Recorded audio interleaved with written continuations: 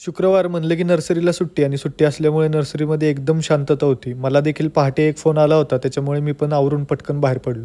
आता मी कुठे निघालेलो आहे ते तुम्हाला पुढे दाखवतो. तर काल आपण बघितलंच असेल, चंदगडला जी गाडी भरून गेली होती, तिचा पहाटे येताना ॲक्सिडेंट झाला. याच्यामध्ये कुणालाही काही लागलेलं नाही, ड्रायव्हर देखील सेफ आहे, पण गाडीचं मात्र नुकसान झालं. तर आपल्याला ही गाडी पाठवायची होती कोल्हापूरला शोरूमला, म्हणून आपण दुसरी गाडी नर्सरीमधून बोलवून घेतली आणि त्याला टो करून पाठवून दिली.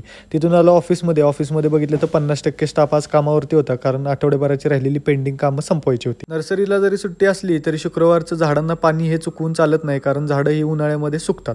त्याच्यामुळे उन्हाळ्यामध्ये आपला वेगवेगळा स्टाफ येऊन झाडाला पाणी मारायचं काम करत असतो. आता हे आहे रक्तचंदनची झाडं, तुम्ही पाहू शकता क्वालिटी आणि क्वांटिटी कशा पद्धतीने आहे. यानंतर आपण गेलो आपल्या केशर आंब्याच्या प्लॉटवरती, जो की आपण यावर्षी 40,000 केशर आंबा बनवलेला आहे. 9x11च्या बॅगमधला, म्हणजेच 5 किलोच्या बॅगमधला हा आंबा आपण यावर्षी तयार केलेला आहे. तुम्ही पाहू शकता क्वांटिटी कशा पद्धतीने आहे. तर असा होता आजचा आपला दिवस. भेटूयात पुन्हा, तोपर्यंत फॉलो करायला विसरू नका.